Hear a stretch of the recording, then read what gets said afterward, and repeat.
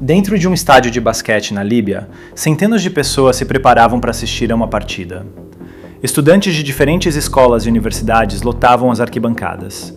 Eles haviam sido trazidos de ônibus e disseram que iriam torcer por um jogo de basquete. Era uma manhã comum, pelo menos era o que eles pensavam. O que eles não esperavam era que a execução de um estudante aconteceria naquela mesma quadra, em público, transmitida ao vivo na televisão para que cada família na Líbia pudesse assistir. O homem que aparece nas filmagens está sentado no meio da quadra, as mãos amarradas firmemente atrás das costas, o rosto marcado pelo medo. Ele aparentemente implora pela própria vida diante da multidão. Na frente dele, uma mesa com vários membros do Comitê Revolucionário, os representantes do regime, sentados como se fossem juízes. O nome desse homem é Sadiq Hamed Choueidi, um estudante da Líbia de 30 anos de idade que havia retornado dos Estados Unidos. اسمي الصادق حامد الشويهدي. انضميت كنت ندرس في أمريكا. Ele foi acusado de conspirar para assassinar o líder da Líbia, Muammar Gaddafi. E o que aconteceu naquela quadra naquele dia é uma das cenas mais perturbadoras já registradas por uma câmera no mundo árabe.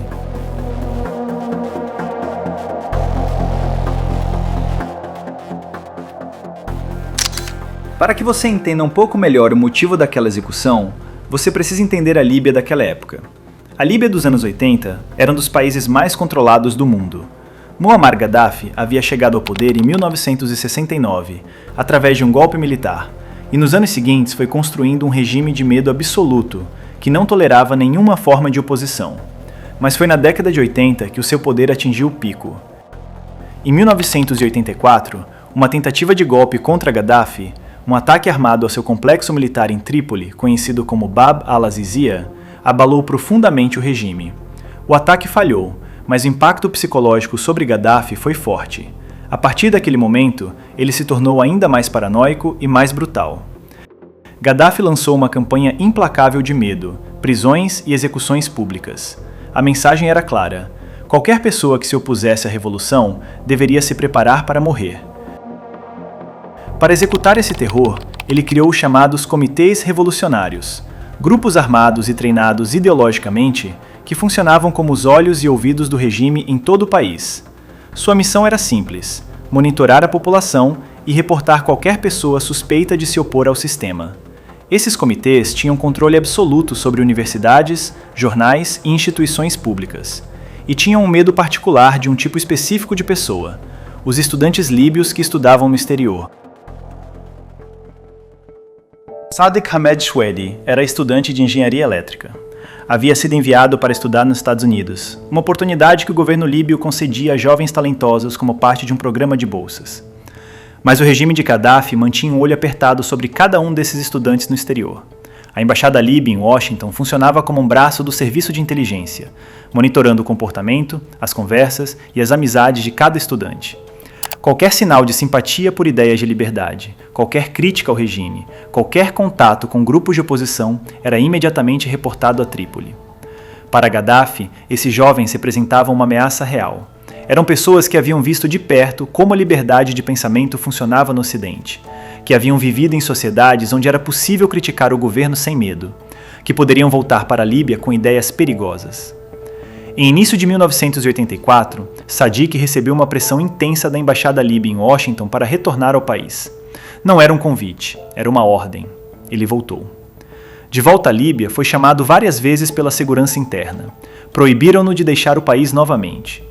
Ele continuou seus estudos em uma universidade em Benghazi, uma cidade conhecida como centro de estudantes e pensadores que silenciosamente se opunham ao regime. E foi exatamente por isso que os comitês revolucionários o tinham na mira. Nos meses anteriores à sua prisão, os colegas de Sadiq notaram que ele estava sendo seguido. Ele era conhecido por suas opiniões fortes e por conversas abertas sobre liberdade. Criticava Gaddafi em conversas privadas, algo que em qualquer outro país seria completamente normal, mas na Líbia de 1984 era um ato potencialmente fatal. Um dia, as forças de segurança invadiram seu apartamento estudantil. Disseram que encontraram materiais anti-governo. Pouco depois, Sadiq foi preso dentro da própria universidade, na frente dos colegas. Levado diretamente para a sede da segurança interna em Benghazi, um lugar conhecido entre os líbios por interrogatórios brutais, tortura e terror. Lá, foi questionado por vários dias, torturado para forçar uma confissão de que fazia parte de um grupo de oposição acusado de planejar derrubar o regime. Depois foi transferido para a prisão Al-Kuveifia, um dos lugares mais temidos da Líbia. A investigação continuou por semanas, até que as autoridades anunciaram que ele era um traidor da revolução. Sem advogado, Gaddafi havia banido a advocacia na Líbia nos anos 80. Sem defesa, apenas uma confissão forçada, palavras que ele havia sido instruído a dizer. Semanas depois, ele apareceu no meio de uma quadra de basquete, fraco, aterrorizado, algemado, com apenas um microfone na frente. Era uma manhã escaldante em Benghazi, 7 de abril de 1984. Na Líbia, essa data era conhecida como Dia das Universidades, supostamente uma celebração dos estudantes líbios. Centenas de jovens de diferentes escolas e universidades foram trazidos de ônibus para um estádio de basquete lotado. Disseram a eles que assistiriam a uma partida.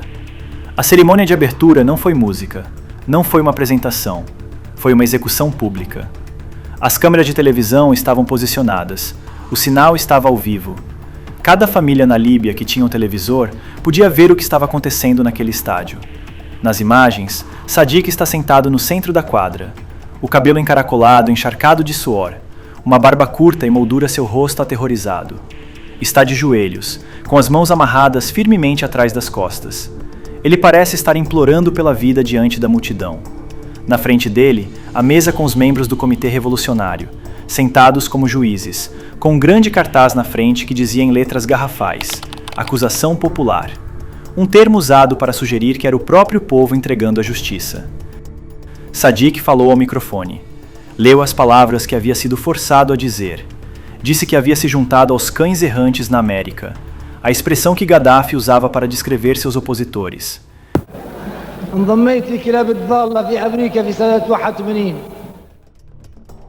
Entre a multidão estava uma jovem chamada Huda bin Amer. Ela começou a incitar o público, pedindo que gritassem pela execução de Sadiq. Momentos depois, a sentença de morte foi lida em voz alta. O irmão de Sadiq estava em casa naquele dia. Quando viu o que estava acontecendo na televisão, pegou uma câmera e gravou a transmissão ao vivo. Depois guardou as fitas. Por 27 anos, ele nunca as assistiu novamente. As fitas ficaram guardadas em silêncio, 4 fitas beta contendo o julgamento completo e a execução do irmão. Uma memória demasiado pesada para ser revisitada, mas também uma memória demasiado importante para ser destruída. Após a queda do regime de Gaddafi em 2011, jornalistas estrangeiros começaram a vasculhar os arquivos da televisão estatal líbia. Descobriu-se que alguns técnicos e editores insiders haviam secretamente mantido ou vazado cópias de certos registros para o exterior. Quando o jornalista finalmente entrou em contato com o irmão de Sadiq, ele entregou as 4 fitas.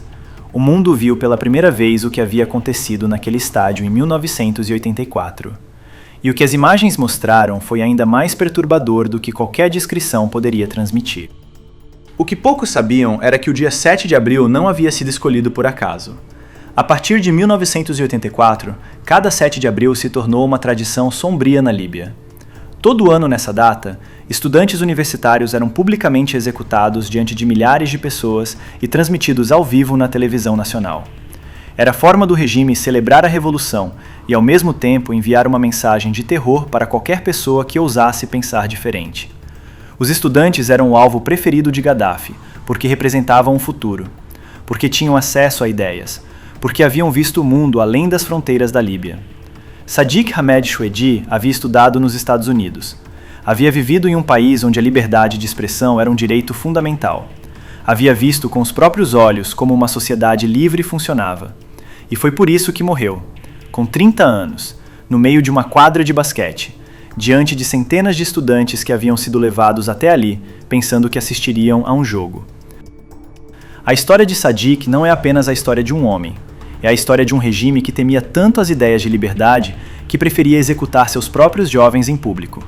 Se você gostou de ter assistido esse vídeo até aqui, deixe nos comentários de qual estado você assistiu, se inscreva no canal e comente qual tipo de conteúdo você gostaria de ver nos próximos vídeos.